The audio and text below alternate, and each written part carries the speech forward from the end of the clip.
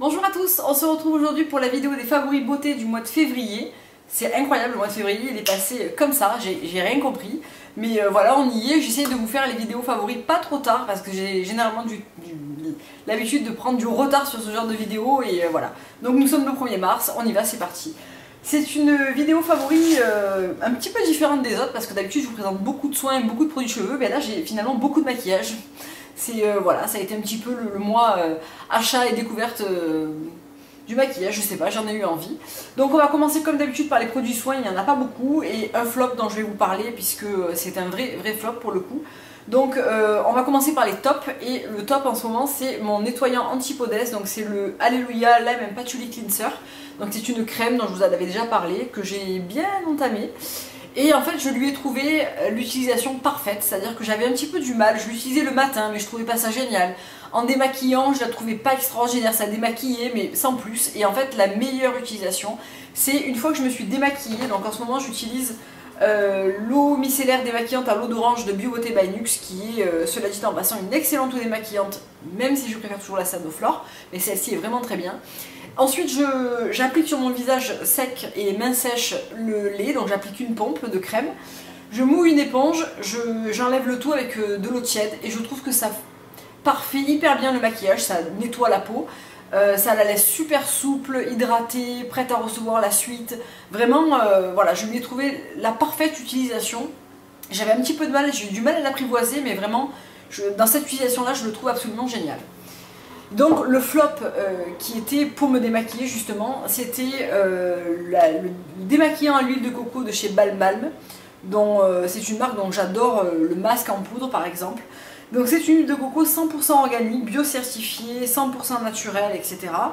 Et je trouve que c'est très difficile de se démaquiller avec. Car l'huile de coco a un côté très gras qui s'émulsionne très mal, qui s'émulsionne même pas du tout en fait, et il reste un espèce de film gras assez épais, même en utilisant une éponge de maquillage et tout. Je trouve que ça démaquille en plus pas hyper bien.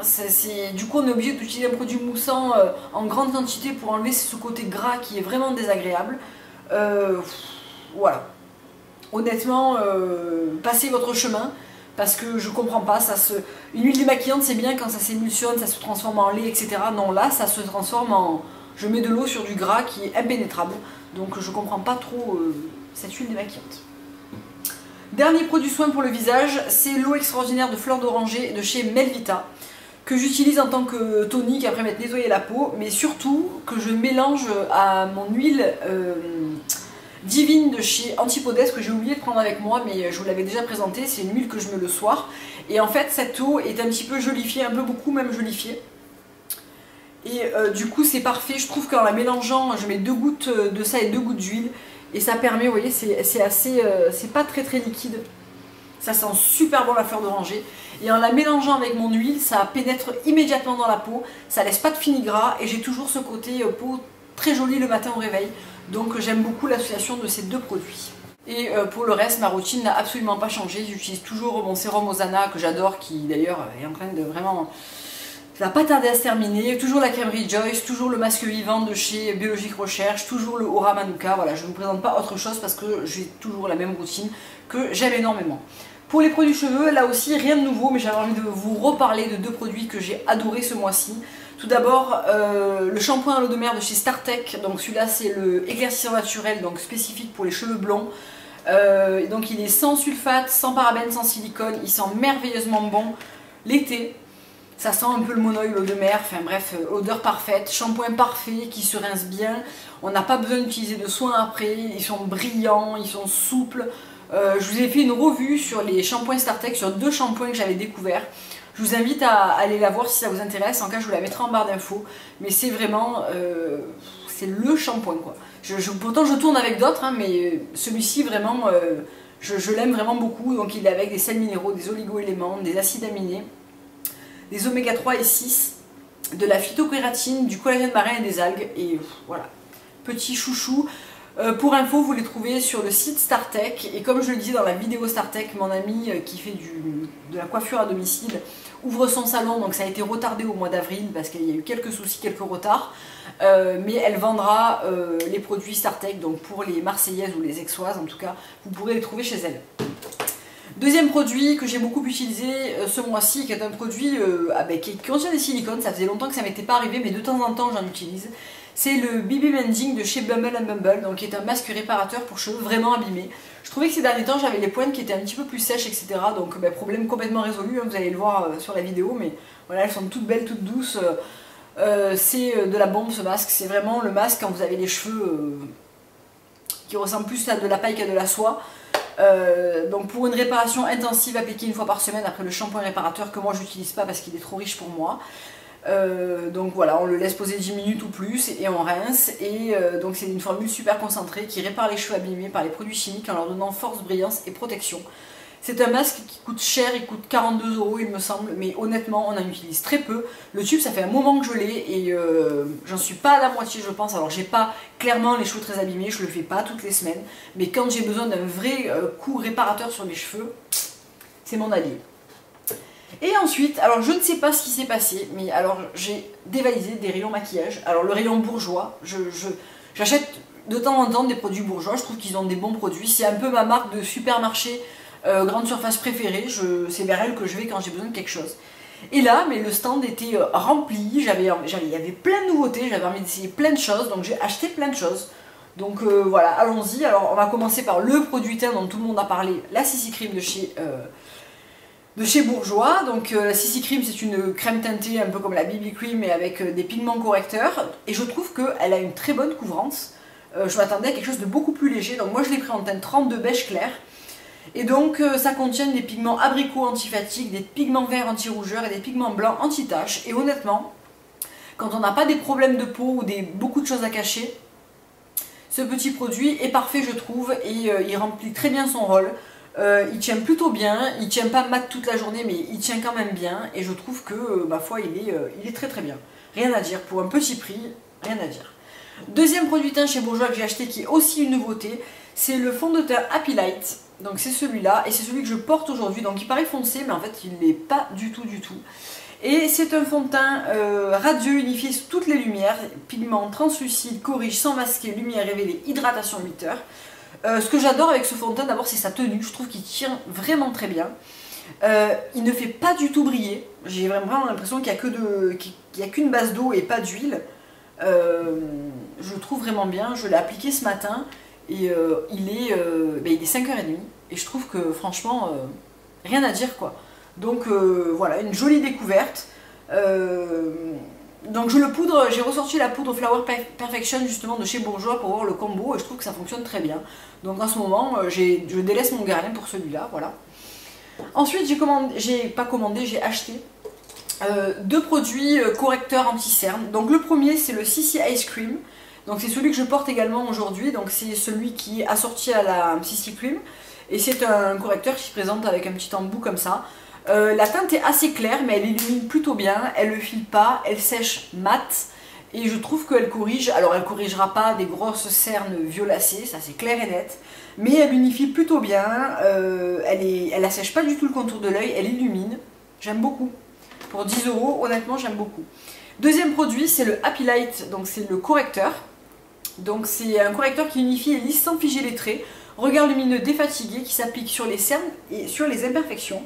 Donc c'est un anti-cerne qui est assez crémeux, que je porte également aujourd'hui sur des petits boutons que j'ai en ce moment au menton. Et il est très bien, il tient bien, il se fond très bien à la peau. Rien à dire aussi, c'est pareil honnêtement. Je le trouve très très bien, je ne l'ai vraiment pas payé cher. 10 €, 9 €, quelque chose comme ça. Et il vaut vraiment le détour je trouve. On continue avec Bourjois et je vous parlerai des autres produits après. J'ai craqué donc sur encore trois choses. Oui, trois choses. Tout d'abord les BB Gloss. Alors moi je suis pas très gloss, c'est un truc qui m'attire pas beaucoup. Mais quand je les ai vus, je les ai trouvés tout mignons et tout. Je me suis dit bon allez t'en as pas, voilà. Donc j'ai pris la teinte numéro 1 et la teinte numéro 2. Donc la première est destinée aux peaux claires, la deuxième aux peaux médium. Honnêtement, je vois pas trop. Moi j'ai une peau médium et j'ai pris. Là aujourd'hui je porte la claire. Donc ça fait un petit gloss qui d'abord est très confortable, qui ne colle absolument pas, qui lisse et qui maintient les lèvres très bien hydratées. La seule chose que je lui reproche c'est que la couleur reste pas bien en place, elle s'estompe assez vite, mais elle s'estompe d'une manière très jolie, c'est-à-dire qu'elle fait pas de plaques, elle fait pas de... Voilà, elle s'estompe très très bien.